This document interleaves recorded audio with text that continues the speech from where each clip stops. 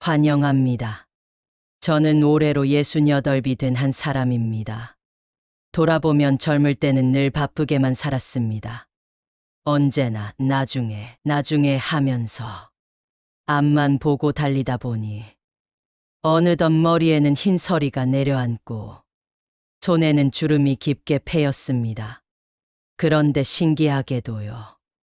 60대가 되고 나서야 비로소 보이는 것들이 있습니다. 젊은 날에는 당연하다 여기고 습관처럼 붙잡고 있던 것들이 사실은 제 삶을 무겁게 하고 있었다는 걸 깨달았습니다. 오늘은 제가 60대가 되어서야 비로소 버리게 된 10가지 습관을 여러분과 함께 나누려 합니다. 혹시 여러분도 제 이야기를 들으면서 고개 끄덕이실지도 모르겠습니다.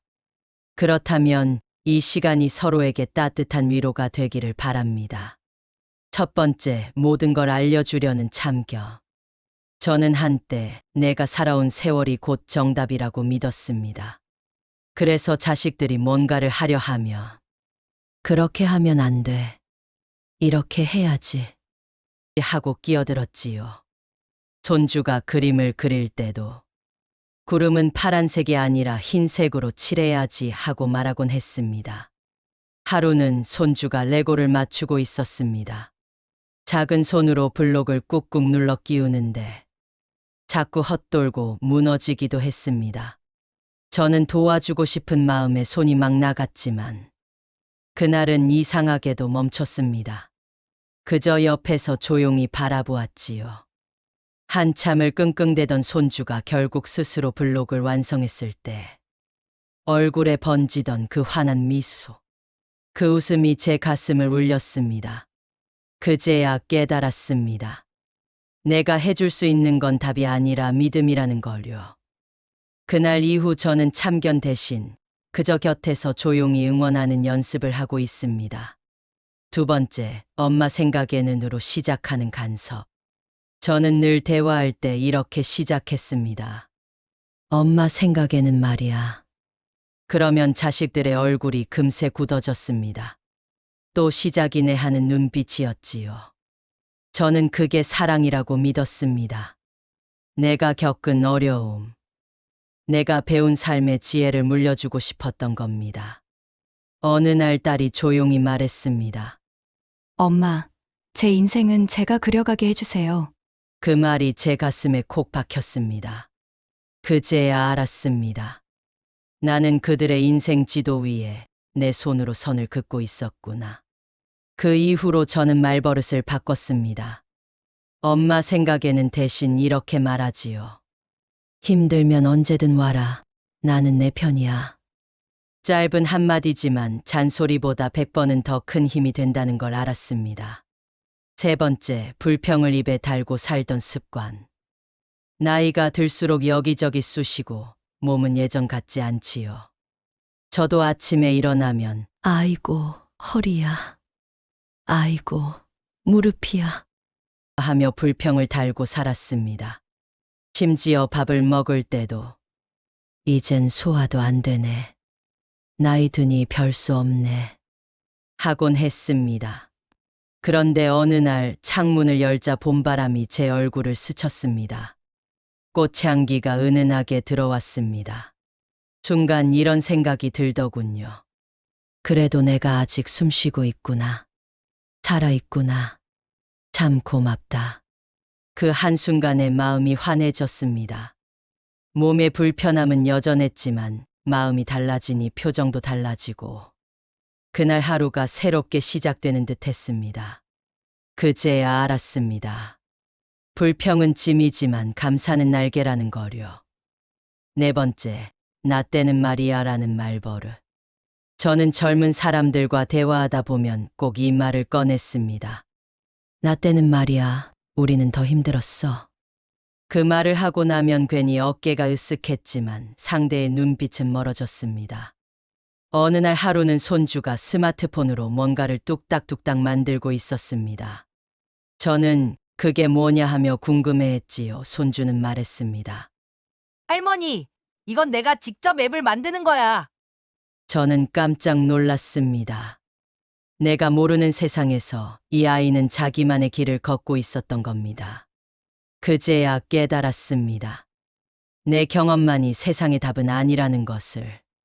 그래서 이제는 이렇게 말하려 합니다.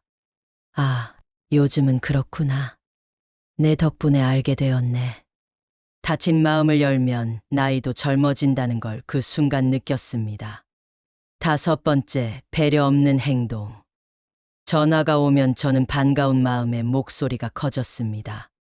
아이고, 오랜만이네. 하며 웃고 떠들곤 했지요. 지하철이든 병원 대기실이든 장소를 가리지 않았습니다. 그러던 어느 날 지하철에서 전화를 받는데 옆자리 사람이 슬쩍 고개를 돌려 저를 쳐다봤습니다.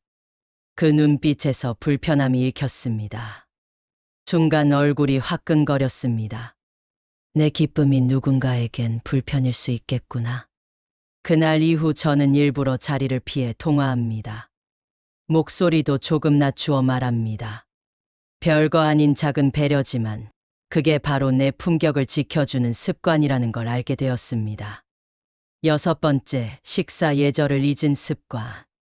저는 오랫동안 국물을 후루룩 소리 내며 마셨습니다. 저에겐 그게 아무렇지 않았습니다. 어릴 때부터 그렇게 먹어왔고, 가족들 앞에서도 늘 습관처럼 했으니까요. 그런데 어느 날이었습니다. 손주가 제 맞은편에 앉아 국수를 먹고 있었는데, 제가 크게 소리를 내며 국물을 마시는 순간 아이의 눈빛이 살짝 흔들렸습니다. 말은 하지 않았지만 그 작은 눈동자 속에 담긴 불편함을 저는 분명히 보았습니다. 그 순간 얼굴이 붉어졌습니다. 내가 무심코 내는 소리가 누군가에게는 불편이 될 수도 있구나. 그날 이후 저는 식사할 때 더 천천히 소리 없이 음식을 즐기려 합니다. 음식의 향과 맛을 조용히 음미하니 오히려 더 깊이 느껴지더군요. 그리고 알았습니다. 존중은 밥상머리에서 시작된다는 것을요. 7번째, 나 자신을 돌보지 않는 옷차림. 이 나이에 무슨 치장이냐, 편하면 됐지.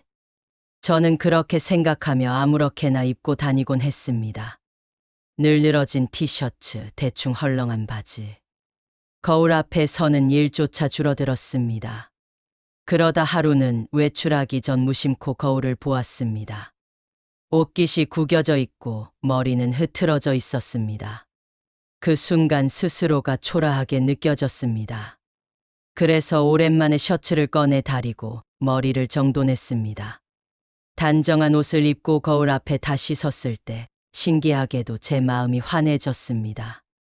옷차림 하나가 제 자신을 대하는 태도를 바꾸는 걸 깨달았습니다. 외모를 가꾸는 건 남을 위한 게 아니라 나 자신을 존중하는 방식이라는 걸 그날 알았습니다. 이제는 옷깃을 여미며 스스로에게 말합니다. 그래, 나는 아직 충분히 빛날 수 있어. 8번째, 청결을 소홀히 하는 습관. 나이가 들면서 몸에서 전에 없던 냄새가 나기 시작했습니다. 처음엔 당황스럽고 부끄러웠습니다. 내가 이제 이렇게 늙어가는구나 하는 서글픔도 밀려왔습니다. 하지만 시간이 지나면서 알게 되었습니다. 이 또한 자연의 이치라는 것을요. 다만 그걸 그대로 둘 필요는 없었습니다. 샤워를 자주 하고 옷을 깨끗하게 갈아입고 집도 틈틈이 정리했습니다. 그렇게 청결을 챙기니 놀랍게도 제 마음이 당당해졌습니다. 마치 스스로를 다시 존중하는 느낌이었지요. 청결은 단순히 위생이 아니라 타인을 배려하는 마음이라는 것도 알게 되었습니다.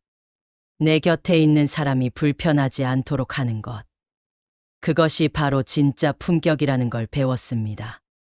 9번째, 가진 것을 드러내려는 습관. 저는 예전엔 은근히 제 가진 걸 드러내고 싶었습니다. 아파트 값이 올랐다더라. 우리 집 자식이 어디 회사에 다닌다더라 하며 자랑처럼 말했지요. 그 순간에는 기분이 좋았지만 돌아서고 나면 마음은 공허했습니다. 그러던 어느 날 오랜 친구를 만났습니다. 그 친구는 조용히 소박하게 살아가고 있었습니다. 허세도 자랑도 없었지만 그 눈빛 속엔 깊은 여유가 있었습니다. 저는 그 앞에서 부끄러워졌습니다. 그제야 깨달았습니다. 진짜 여유는 드러내는 게 아니라 묵묵히 살아가는 데서 나온다는 거려. 겸손하게 살아가는 사람의 뒷모습이 얼마나 고운지 그때 처음 알았습니다. 이제는 가진 걸 드러내려 하지 않습니다. 대신 마음속에 이렇게 다짐합니다. 겸손이야말로 내가 지닌 가장 값진 재산이다. 10번째, 누군가를 깎아내리던 말습과. 예전엔 누군가를 비난하면 마치 내가 우위에 선 것처럼 느껴졌습니다. 저 사람은 왜 저렇게밖에 못해? 하며 뒷담화를 하곤 했습니다. 그 순간은 통쾌했지만 돌아보면 제 마음만 초라해졌습니다. 그러다 어느 날 모임 자리에서 한 친구가 있었습니다. 그 친구는 대화 중에 다른 사람의 장점을 꼭 한마디씩 짚어주었습니다. 저분은 정말 성실해. 그 사람은 참 따뜻하지. 그 말을 들은 사람들은 얼굴이 환해졌습니다. 그 자리에 있던 저도 덩달아 따뜻해지더군요. 그때 깨달았습니다. 존중은 상대를 위한 듯 보이지만 결국 나 자신을 가장 아름답게 만든다는 거려.